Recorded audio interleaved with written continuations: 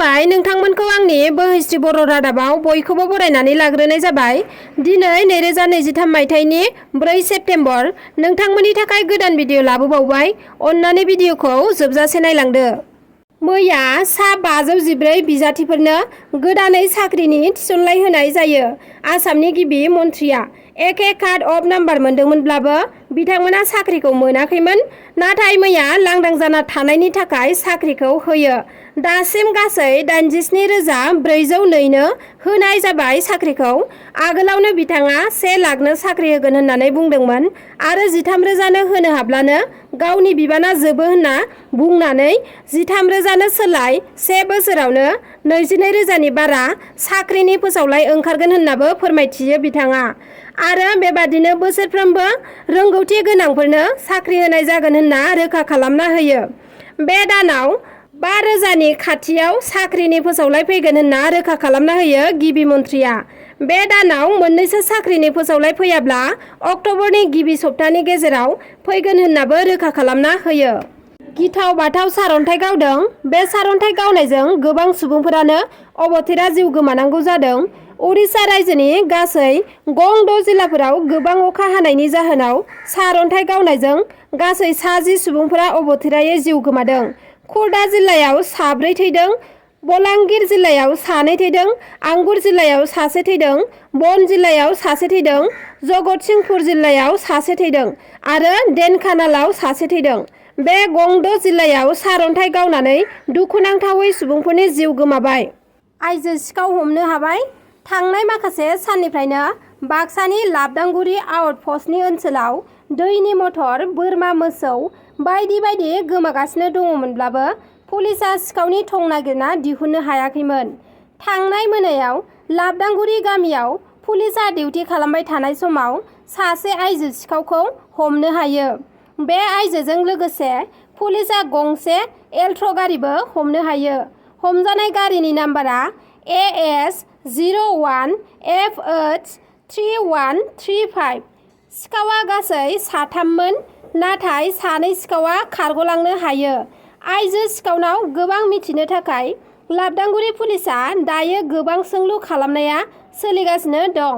आइजो सिखावा हमजानायनि खौरां गोसारनाय लोगो लोगोनो ओनसोलनि सुबुंफोरा सिखावखौ नायनो थाखाय थानासिम फैयो। जायगानि सोरबाफोर सिखावजों सोमोन्दो थानो हागौ होनना जायगानि रायजोफोरा पुलिसखौ मोजाङै नायबिजिरनो थाखाय खावलायो। गोरिब नखरनि सासे 12 बोसोर बैसोनि उन्दै हिनजावसा गथ'खौ खामानि मावनो लाखिनानै 2 मालिक दुथां बिसि फिसाया गुदुं मुवा बेसाद आरो सिगारेटनि अरखिजों सावलाबायना होदों। बे जाथाया जादों महाराष्ट्र रायजोनि नागपुराव।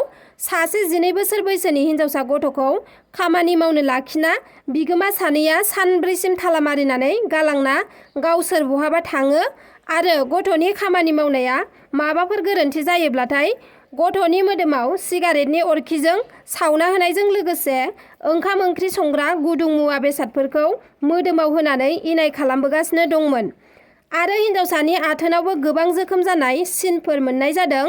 थाला मारिना गालांजाना जेब्ला गथ'आ जानाय लोंनाय जेबो मोनजायैयाव होस्रिखावनानै खोरखिखौ सिफायनो नाजानायाव साखाथिनि मानसिफोरा खोनानानै हिनजावसा गथ'खौ रैखा खालामनायनि उनाव पुलिसनो केस होयो आरो पुलिसआ दायनिगिरिखौ एरेस्ट खालामो। रिपर्टनि बादिब्ला हिनजावसा गथ'खौ न'निफ्राय मोजाङै फरायहोनो थाखायसो लाबोनाय जादोंमोन। नाथाय हिनजावसानि न'खरनि सुबुंफोरा बेबादि जाथाय खालामबोबाय थानायखौ जेबो मिथिना मोनाखैमोन। उनाव मिथिना हिनजावसानि न'खरनि मानसिफोरा जाथायसालिसिम फैनानै दायनिगिरिखौ गोख्रों साजा होनांगौनि दाबि दैखांदों।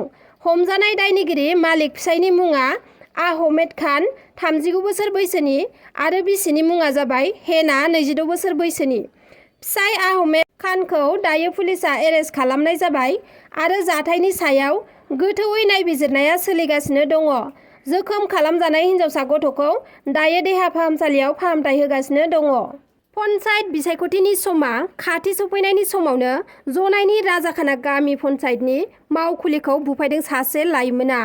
पन्चायतनि मावखुलिनि गं 24 खिरखिखौ बुफायनानै एबा अन्थाइजों खुबैनानै ग्लासफोरखौ थेर बेथेर खालामदों। मख'नो गोनांदि जोंबुर गामिनि थागिबि अजित फेगुनि फिसाज्ला फुलेन फेगुआ फुंनि समाव राजाखाना गामि पन्चायतनि मावखुलिनि खिरखिखौ गंफा गंफायै फारियै गं 24 खिरखिखौ बुफायदों। जायगानि सुबुंफोरा होबथानो नाजादोंब्लाबो बे लाइमोना मेलेमारि लोरबां जानायनि जाहोनाव रावबो बादा होनो हायाखै होननानै फोरमायथिदों जायगानि सुबुंफोरा। नोंथांमोना भिडिअखौ नायजोबलांनायनि थाखाय रोजा रोजा साबायखर थाबाय आरो जुदि नोंथांमोना आंनि भिडिअखौ नायनानै मोजां मोनदोंब्ला लाइक शेयार साबस्क्राइब खालामनानै हो जाहाथे आं नोंथांमोननिसिम गोदान भिडिअनि आपडेट लाबोबाय थानो हायो। एसेनोसै, गोजोन्थों।